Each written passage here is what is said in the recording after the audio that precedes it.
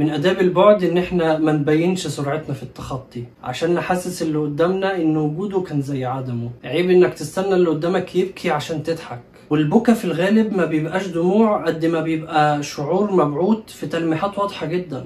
لما تلاقي اللي قدامك أثبت إنه الخسران في معركتكم فيكفيك الفوز بسكوتك، وإنك تزعل إنك أنت اللي كسبت. عارف لما تبقى في معركة ما بين خيارين أنت مقسوم بينهم، إن كسبت هتخسر أحقيتك في الحزن، ومش هيبقى لك حد تشرح له إزاي أنت خسرت لما كسبت، وإن خسرت فكسبت روحك متقطعة حتت. اللي بعدت عنه ده حد كانت لسه الأيام بخير بينكم. العيب ما كانش في التوقيت ولا الأيام، عادي رغم كل المحاولات أحيانا ما بيحصلش نصيب، بس ما ينفعش تكره حاجة حلوة لمجرد إنها خلصت. من آداب البعد إنك ما تولدش فكرة الانتقام في دماغك.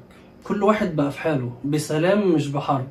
إن كنت المأذي فأنت في أمان من القلق وجلد الذات والخوف من إن الأذى يتردلك في أي علاقة من علاقاتك، وإن كنت اللي أذيت فخلاص كفاية اللي أنت عملته. بينك وبين نفسك أنت معترف بجرائمك ومش عايز حد يعرف تمام، بس اللي مش تمام إنك عايز توضح العكس. إحنا بقينا في فترة اللي بياخد فيها اللقطة هو اللي بيتسمع وهو اللي بيتصدق. في ناس بتتظلم عشان ما بتعرفش تعبر كويس. بس البعد لو ليه فايدة فهتبقى إنه بيكبرنا بسرعة، بنفهم الناس أسرع من المعتاد، ومع كل وقعة وتجربة فاشلة بننجح إن إحنا ما نوقعش مع نفس الناس اللي وقعتنا تاني. بس عايزين نكبر.